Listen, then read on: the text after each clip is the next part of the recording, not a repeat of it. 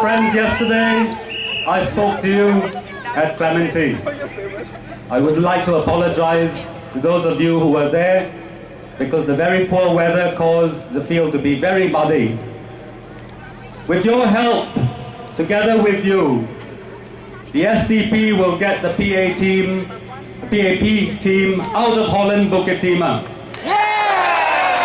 A team that has become non-existent in your lives, and when they do speak, I'm sorry to say, they have nothing to say to you.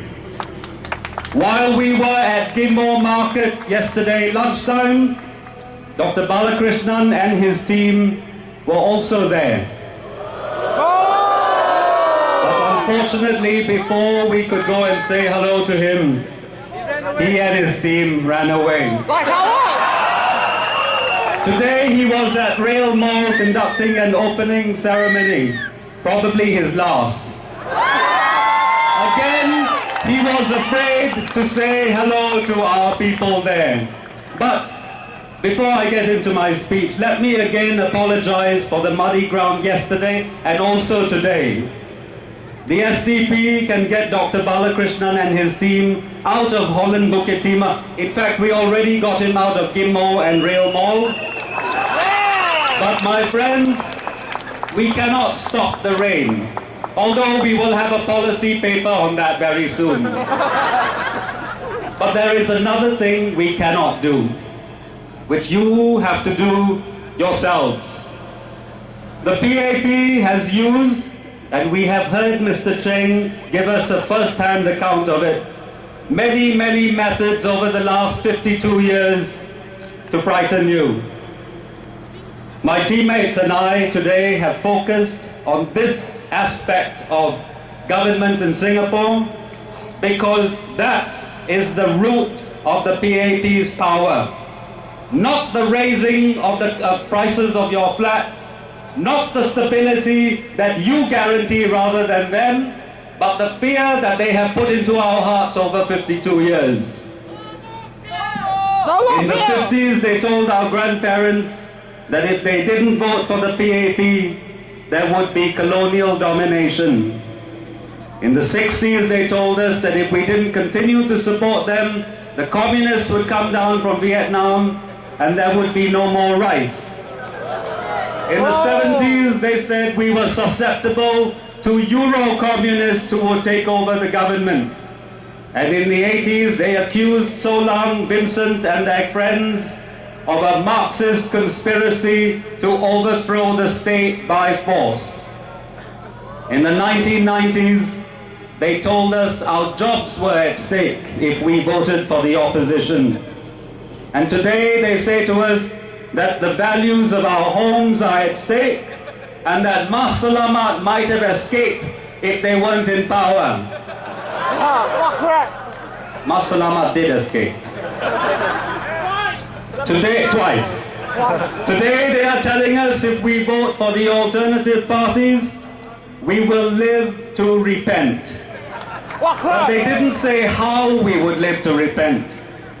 I think they will regret it more. $3 million is a lot of salary to lose.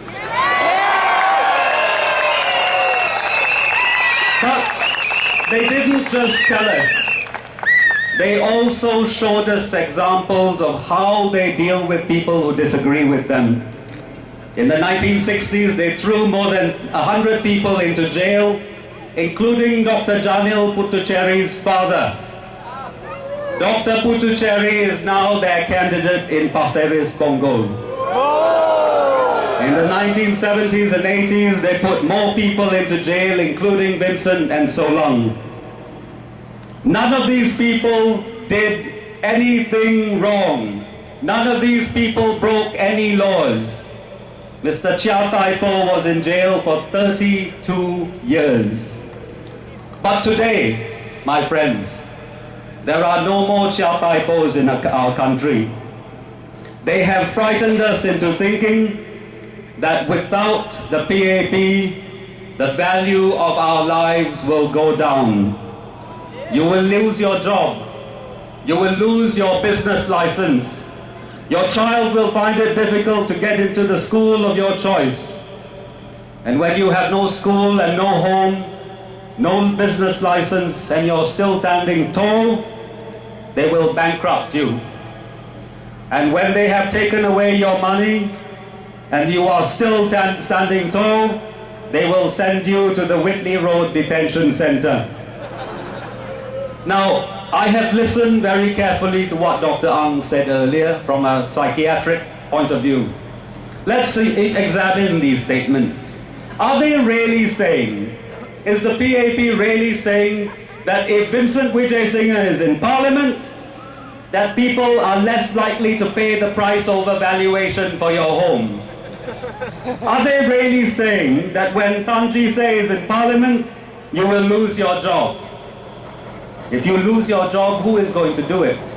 The nation depends on people working and contributing to the economy, and it is in the PAP's interest and in Mr. Tan's interest for people to work. Are they really saying that they will take away your business license just because Dr. Ang Yong Guan is in Parliament?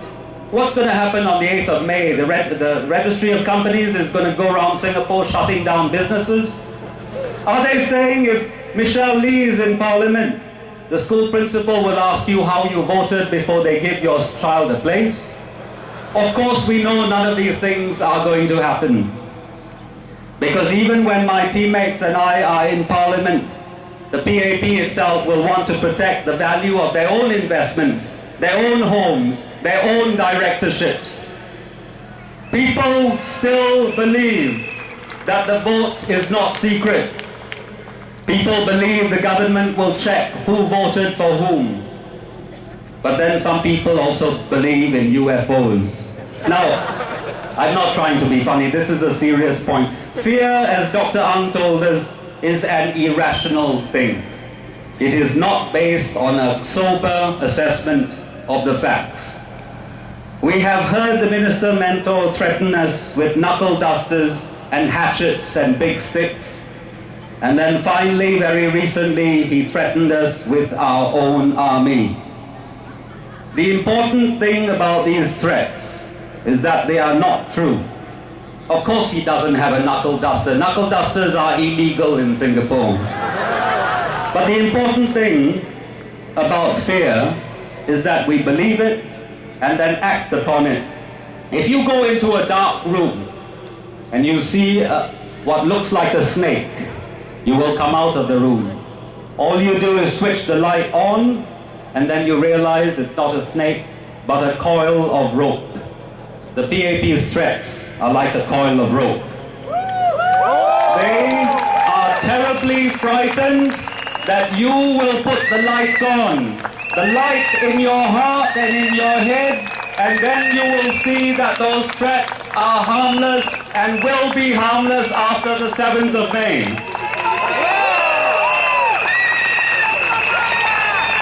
Information is the key. Once you know something, once you have felt something, it no longer frightens you. I am told by my colleague John Tan, who is a psychologist, this is cognitive behavior therapy. You change your mind, you get rid of your fear by acting as if the fear does not exist. Like the PAP, just a coil of old rope. In the last few months, people have been thanking me for my courage in standing up for the people of Singapore. My friends, I am not courageous. And all I did was to switch on the light. I asked myself, what if I voted for the opposition? I asked myself, what if I joined the opposition? Sylvia Lim has been in the opposition for a long time, and Lee Kuan Yew did not use his knuckle duster on her. She is still in the opposition, still in Parliament, and still in Temasek Polytechnic. I joined the opposition and no one sacked me from my job. I joined the opposition and no one follows me in an unmarked car. What did it do to me? It has liberated me. It has allowed me to experience what is on the opposite side of the PAP. Nothing. Absolutely nothing. Which means that the divide between voting for the PAP and how you want to vote is a dark room with nothing in it except a coil of old rope. Yeah. I can tell you from this place, and I ask you to go home to your families and your communities and tell them too, your vote is secret. No one will check how you voted. And we know that in this election, Marua, the human rights charity in Singapore, will be checking the elections to ensure that there are no shenanigans, no one looking at your vote paper on Sunday morning, no one reporting to Mr. Shanmugam and Mr. Wong Kan Sing. My friends, Mr. Wong Kan Sing cannot keep one man in a high security prison. He cannot monitor 2 billion votes.